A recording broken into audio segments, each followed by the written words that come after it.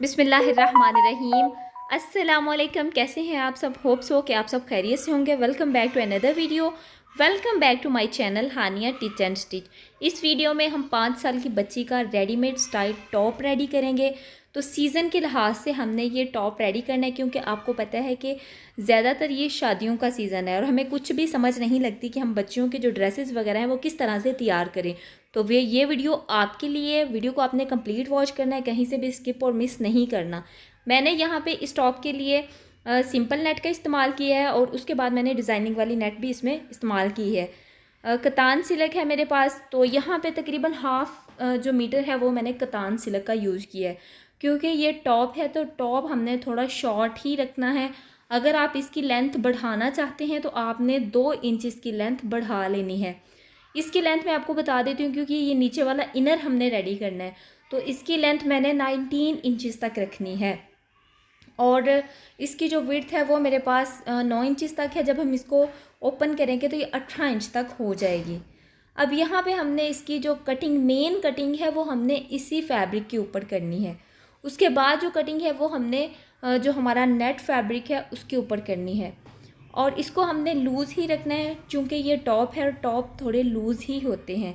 5 inch तक हमने इसका कंधा रखना है, 5 इंच ही हमने इसके जो आर्म होल है वो रखना है। चेस्ट और फिटिंग भी हम इसकी थोड़ी लूज़ ही रखेंगे। अगर आप इससे बड़ी बच्ची के लिए बना रहे हैं तो आपने हाफ या 1 इंचज़ तक यही मार्जिन बढ़ाते जाना है। 9 इंच तक मैंने 8 इंच तक मैंने इसकी जो चेस्ट है वो रखी है और जो इसकी फिटिंग हमने रखनी है वो 7 इंच तक रखनी है। अब इसमें हमने सिलाई का मार्जिन छोड़ के फिर हमने निशान लगाने हैं और 8 इंच तक हमने इसका जो दामन है वो रखना है। सेम जिस तरीके से मैंने मार्किंग की है उसी के ऊपर ही हमने इसकी कटिंग कर लेनी है। अब यहाँ पे वीडियो को आपने कहीं से भी स्किप और मिस नहीं करना, क्योंकि अगर आप कहीं से वीडियो को स्किप कर देते तो आप लोगों को अच्छे से समझ नहीं लगती, फिर आप बाद में कहते हैं कि हमें इतनी अच्छे से समझ नहीं लगी। काइंडली अगर आप इस तरीके से टॉप बनाना चाहते हैं तो आपने वीडियो को कंप्लीट वॉच करना है। गला मैंने थोड़ा डीप रखना है, तो इसकी जो गले की लेंथ है वो मैंने 3 इंच तक रखी है और जो विड्थ इसकी रखनी है वो मैंने 2.5 इंच तक रखनी है। क्योंकि विड्थ जो है वो बाद में जब हम इस पर सिलाई लगाएंगे तो इसकी जो विड्थ है वो और भी ज़्यादा हो जाएगी, लेकिन जब हम इसकी लेंथ रखेंगे ना तो ऊपर से लेंथ वाइज जो है वो सिलाई आ जाएगी, तो फिर इसकी लेंथ और कम हो जाएगी। अब यहाँ पे हमने इनर की कटिंग कर लेनी है और मज़ीद ज़्यादा वीडियोस देखने के लिए आप मेरा चैनल विज़िट करें और मेरे टिकटॉक की आईडी जो है वो, उसका लिंक भी मैं डिस्क्रिप्शन बॉक्स में डाल दूँगी। काइंडली आपने उसको भी फॉलो कर लेना है, क्योंकि वहाँ पे भी इससे हट के वीडियो भी अपलोड होंगी जिससे आपको बहुत ज़्यादा फ़ायदा होने वाला है। और चैनल को अगर आपने सब्सक्राइब किया होगा, फ़र्ज़ कर लें अगर आपको कोई वीडियो पसंद है लेकिन आपने एक बार उसे वॉच कर लिया, बाद में आप लोग उसे ढूंढते रहते हैं लेकिन आपको चैनल नहीं मिलता, आप ऐसा किया करें कि चैनल को सब्सक्राइब कर लिया करें। आपका कोई 1 रुपया भी नहीं लगता, जस्ट फ्री में आपने चैनल को सब्सक्राइब करना है और उसके बाद जो भी वीडियो आएगी या जो आपने वीडियो देखी होगी वही वाली वीडियो जो है वो आपको दोबारा देखने को मिल जाएगी। बैक नेक भी मैंने कट कर लिया है, 1.5 इंच मैंने इसकी लेंथ रखी है और विड्थ जो है वो फ्रंट के बिल्कुल बराबर रखी है। अब हमने इसको ओपन कर लेना है। अब बारी आ जाती है जो इसके ऊपर वाला पार्ट है वो हमने कट करना है। अब यहाँ पे ये बात भी आ जाती है कि हम उसको अलहदा भी जो है वो स्टिच कर सकते हैं, लेकिन उतनी ज़्यादा उसकी फिनिशिंग नहीं आती, ना ही इसके बराबर वो पार्ट आएगा। इस वजह से हमने ऐसा करना है कि जो हमारे दोनों आर्म होल है 4.5 इंच बराबर में हमने निशान लगा लेना है और इस पर हमने एक क्रीज़ बिठा लेनी है। आप चाहें तो इस पर प्रेस भी कर सकते हैं। चूँकि मेरे पास कतान सिल्क का फैब्रिक है तो इस वजह से मैं इसको हाथ से ही क्रीज़ बिठा लूँगी अच्छे तरीके से और बाद में हम इसके ऊपर डिज़ाइनिंग करेंगे।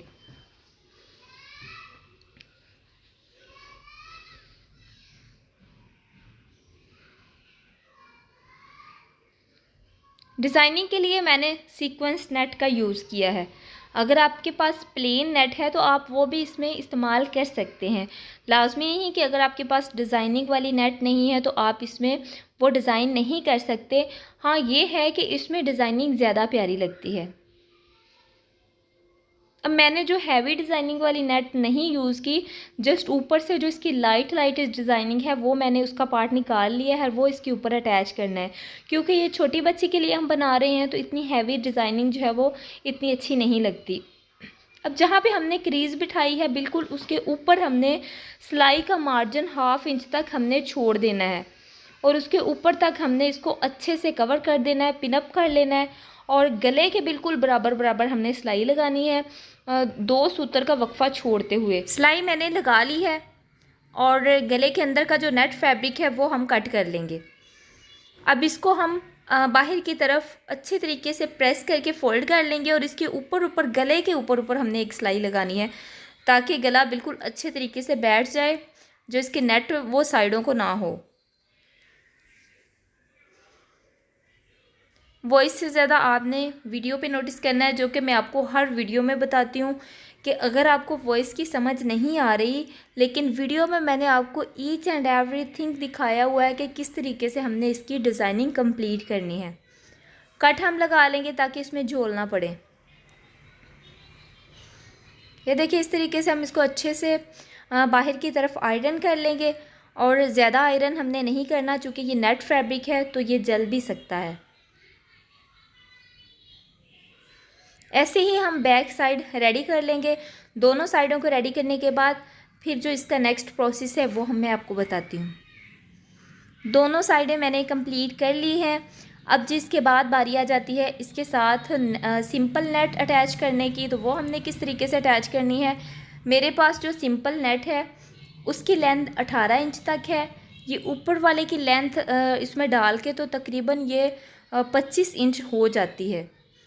अब जहाँ पे हमने पहले क्रीज़ बिठाई थी वैसे ही हमने इसको फोल्ड कर लेना है और जो मेरे पास प्लेन नेट है इसकी चौड़ाई मैंने सारी ही रखी है। जितनी एक नेट की चौड़ाई होती है वही मैंने इसकी चौड़ाई रखी है, लेकिन जो इसकी लंबाई है वो मैंने यहाँ पे 17 इंच तक रखी है और ऊपर वाला पार्ट तकरीबन आप लगा लें कि इसकी आपने लंबाई उतनी ही रखनी है जितनी टॉप पार्ट की रखी, लोअर पार्ट की रखी थी।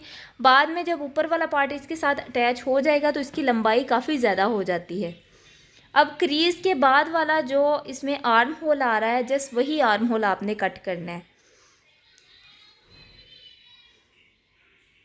ये बिल्कुल छोटा सा आर्म होल कट हो जाएगा इसका, क्योंकि हाफ जो आर्म होल है वो हमने जो ऊपर सीक्वेंस वाली नेट लगाई थी उसके साथ कट कर लिया था और जो रह गया था आर्म होल वो हमने इस नेट के साथ कट करना है। अब जो बाकी नेट बच गई है उसमें हमने प्लेट्स डालनी है और इसके बिल्कुल साथ साथ हमने इसको एडजस्ट कर लेना है। अब ये देखें, इस तरीके से हमने इसको ओपन करना है और ये वाली जो हमारे पास नेट बच गई है उसके हमने प्लेट्स डाल लेने हैं।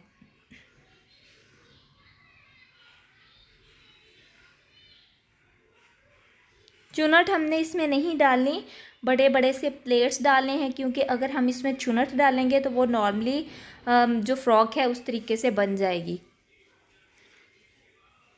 और यहाँ पे हमने इसका रुख ऊपर की तरफ करना है और इसके ऊपर हमने उल्टी सिलाई लगानी है ताकि जब हम इसको नीचे को इसका घेर जो है वो नीचे को करें तो इसकी सिलाई बिल्कुल सीधी हो जाए।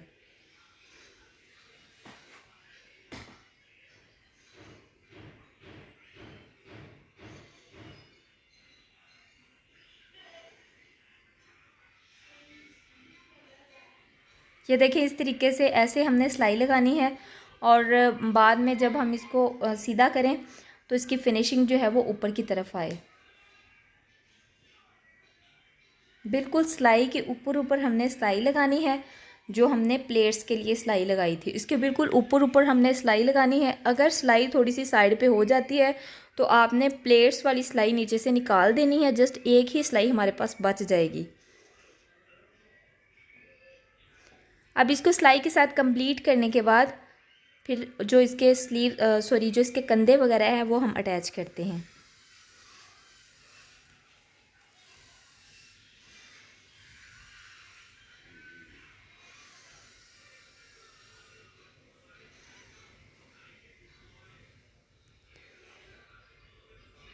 ये देखिए इस तरीके से हमने इसमें जो हमारा चुनट वाला पार्ट है, प्लेट्स वाला पार्ट है, वो हमने अटैच कर लिया है।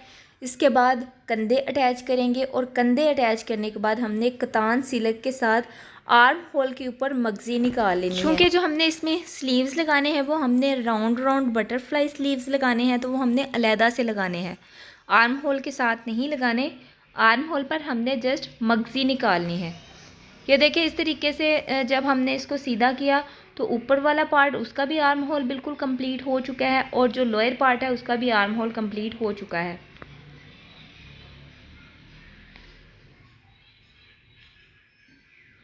कंधे इसके अटैच हो चुके हैं। मैंने जो है वो सिंपल नेट के साथ कतान सिले के साथ इसकी जो मगजी है वो भी निकाली है अच्छे तरीके से। अब बारी आ जाती है हमने जो इसके स्लीव्स हैं वो कैसे लगाने हैं। मेन बात यहाँ पे स्लीव्स की है, आपने अच्छे से समझना है क्योंकि हमने राउंड के जो स्लीव्स हैं वो इसमें लगाने हैं। और लगाने कहाँ हैं, किस तरीके से लगाने हैं, वो मैं आपको मुकम्मल मेथड इसी वीडियो में बताने वाली हूँ। वीडियो को आपने स्किप और मिस नहीं करना। चलिए यहाँ पे जो प्लेन नेट है उसका हम इस्तेमाल करेंगे। तो जितनी आपकी स्लीव्स की लेंथ है उससे डबल आपने लेंथ यहाँ पे यूज़ करनी है। यानी कि मेरे स्लीव्स की लेंथ 10 इंचज़ है, तो मैंने यहाँ पे तकरीबन 20 इंचज़ तक इसमें लेंथ और विड्थ इसकी इस्तेमाल करनी है, चूँकि कटिंग वगैरह के बाद ये बिल्कुल बराबर रह जाएगी। इसको हमने 4 फोल्ड कर लेना है। जिस तरीके से हम अम्ब्रेला फ्रॉक बनाते हैं उसी तरीके से हमने इसको 4 फोल्ड कर लेना है। और कॉर्नर से हमने इसका नाप करना स्टार्ट होना है। 13-13 इंच तक हमने एक राउंड सा जो है वो इसका सर्कल बना लेना है और इसको हमने कट कर लेना है।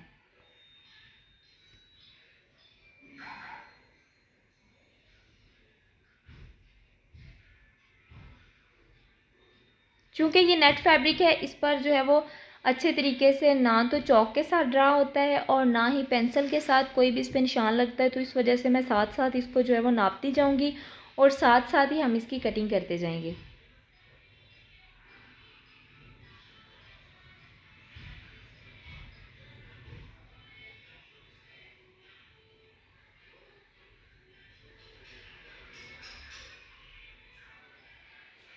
कटिंग हमारी कंप्लीट हो चुकी है। क्योंकि ये हमने जो है वो बटरफ्लाई स्लीव्स बनाने हैं, अम्ब्रेला स्लीव्स नहीं बनाने, इस वजह से हमने इसको सेंटर से कट कर देना है। यानी कि एक राउंड है और हमने इसमें से 2 स्लीव्स निकालने हैं।